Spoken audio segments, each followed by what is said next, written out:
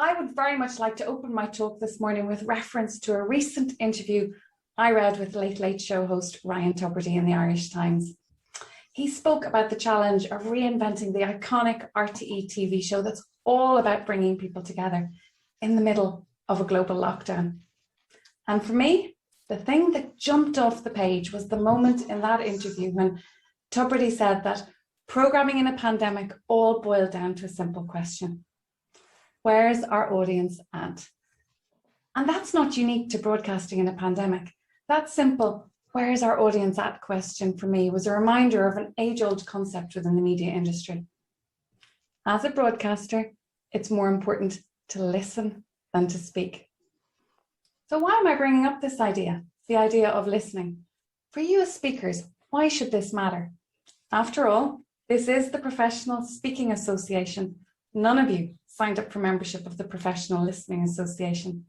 But here's the thing. I believe that listening is the single differentiating factor that will make you stand out and build your reputation as a speaker. And following on from Claire's amazing talk, Speaker Factor folk, listen up. Vivian, this also follows on from the great advice that you shared earlier. So I hope I can stand on Peter Turley's shoulders and take the next few minutes to explain why listening is the thing that will transform your next speech. We've been massively fortunate here at PSA Ireland to hear from gifted and talented speakers. I'm a new member this year, and every month I'm amazed, Paul, at the events that you and the committee lay on for us. From Jackie Handy kicking us off in January to Mark and Claire that we've heard from today, we get to tune into speakers that have built their speaking businesses on the idea of listening to their audiences. And it is that act of listening, that act of tuning in PSA Ireland that will get you talked about. It's what will build your reputation, and it's what will get you booked time and time again. Yeah, it's true. More than your charisma, more than your expertise, more than your charm. It's about the value you're bringing to your audience. Great. But as a speaker, what is listening? What does listening look like for you? What does listening sound like? What does listening feel like? Well, it's like Tubridy says, it's asking the question, where is my audience at? I'm reminded at this point of a conversation I had earlier this year with a friend. He's a legal expert specialising in procurement law, based in Northern Ireland. He has spent the last 2 years buried in the details of new trade legislation as an advisor to the UK government on Brexit. And finally, on the 1st of January this year, Brexit happened. And ever since that time, it's fallen to him to persuade his firm's clients to make changes to their paperwork. Now, as the partner in charge, with the inside track on the whys and wherefores of the Brexit legislation agenda, what better person could you imagine to advise on the new import rules?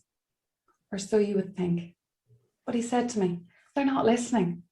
And that means my team is buried in soul-destroying mediation work day in, day out for our clients. What can I do? And what became obvious as we talked was that he was arriving in his virtual boardrooms with the wrong presentation. He'd spent so long in the company of other lawyers agreeing technical terminology, he'd forgotten about the needs of company leaders. Andrew Dobbin, listen up. This is where your words ring in my ears. Specific is terrific. Following on from Claire's advice, if any of you in the audience today are members of the BNI networking organization, you might have been fortunate enough to have Andrew mentor and guide you. That specific is terrific advice applies to you as a speaker just as much as it does to me as a BNI member. Identify the person that wants to listen to you and write your talk for them. All my lawyer friend needed to do was to make one tiny tweak to his pitch, and presto, he got the attention of the room. And his team got to do the work they wanted to do, rewriting contracts instead of mediating disputes. More on that later. For me, in my business as a public speaking coach, the audience I serve is business leaders and owners. I help business leaders and owners to grow their influence in the networks that need to know them through great talks, presentations, webinars, and keynote speeches. My only job is to help business leaders to speak with impact. Are there other people out there offering this service? Absolutely.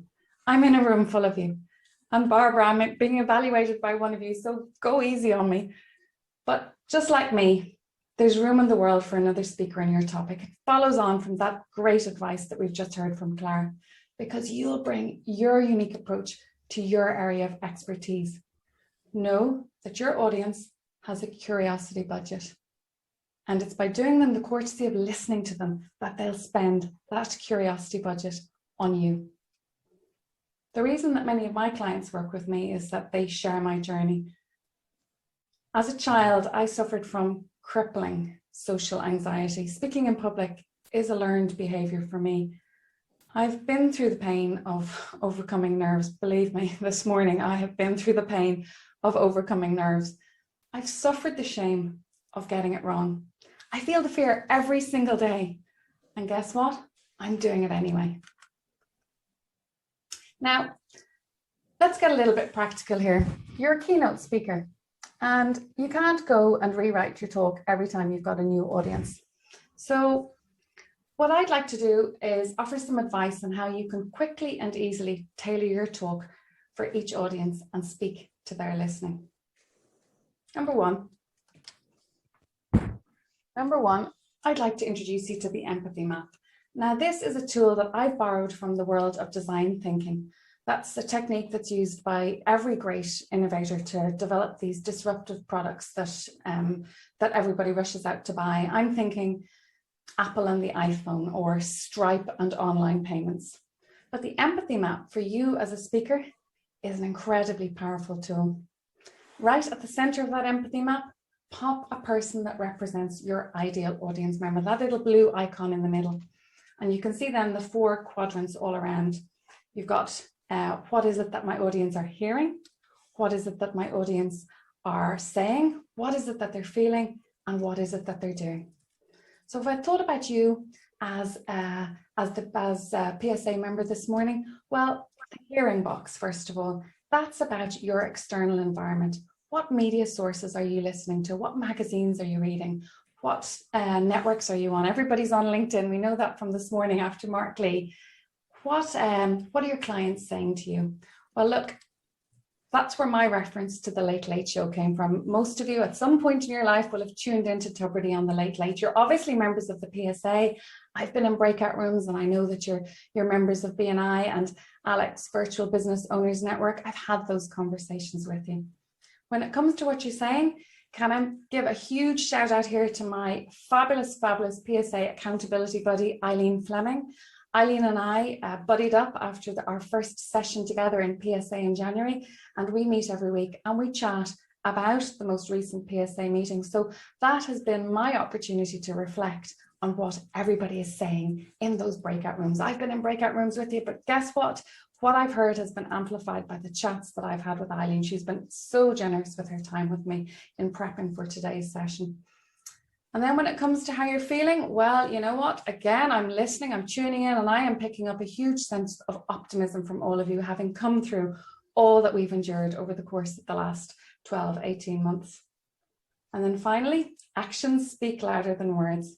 What are you doing about all of this? Well, there is an invisible red thread, I think, that connects everybody within the PSA, all coming from such diverse backgrounds. But the one thing that unifies you is that growth mindset, that idea of investing in yourself for personal and professional development. You want to network with like-minded people. You want to challenge yourselves. You want to put things in front of you.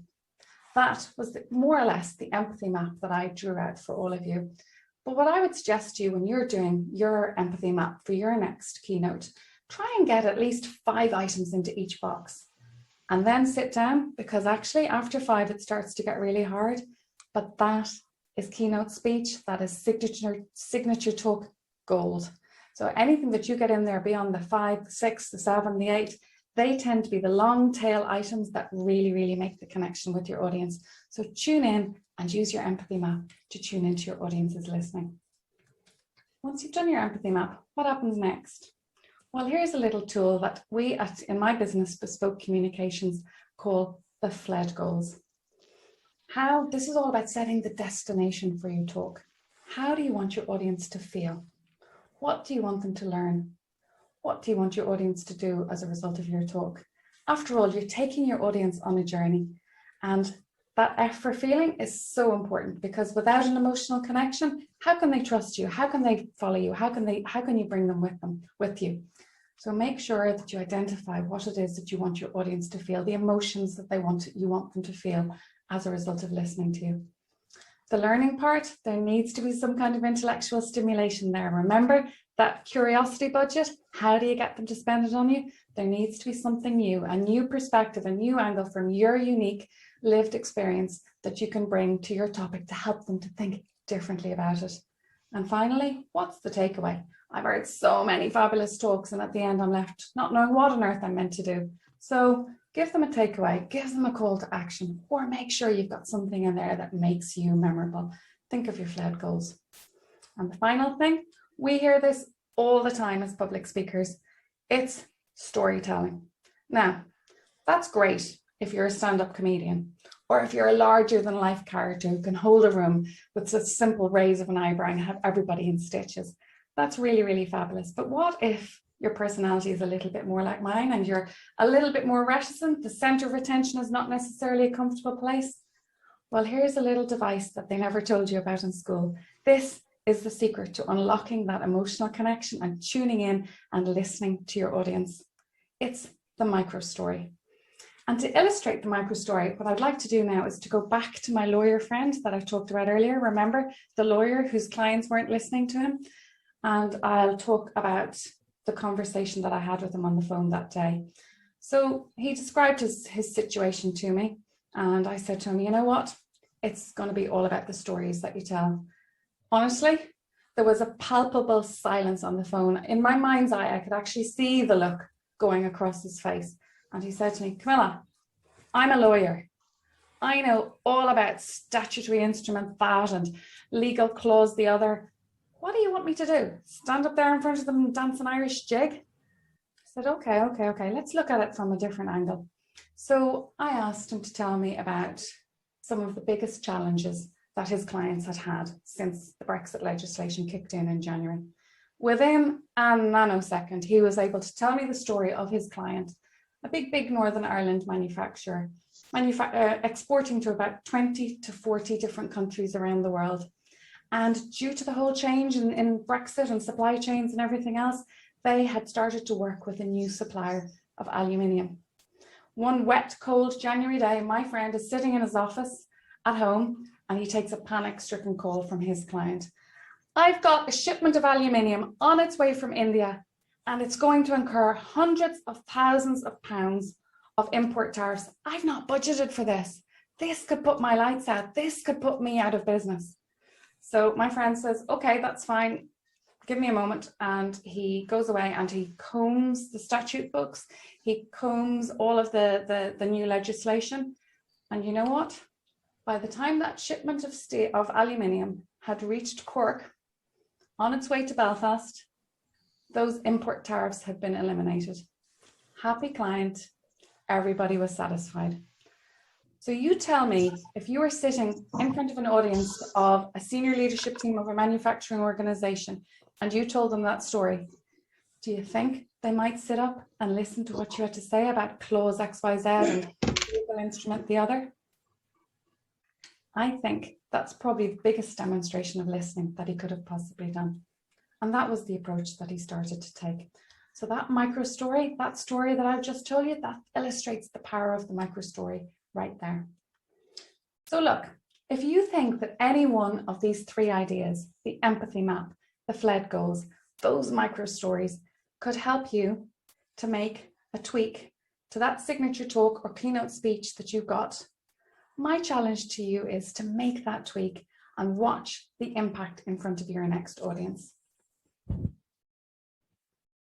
So let me ask you this as I bring my talk to a close. What would it do for your business to know that your potential audiences were speaking about you when you weren't even in the room? What impact would that have on your bookings? What impact would that have on the rates that you could charge? What impact would that have on your influence in the circles that need to know you? Well, you know, who would have thought that the answer to those three questions lay in listening, simply tuning in to your audiences. It might just behove us all to think back to some of those ideas that have kept our best known and best loved broadcasting organizations on air for almost 100 years. Where is my audience at? In my role as a public speaking coach, having worked with thousands of people over the course of the last 6 years, I firmly believe that as a speaker, it's more important to listen than it is to speak.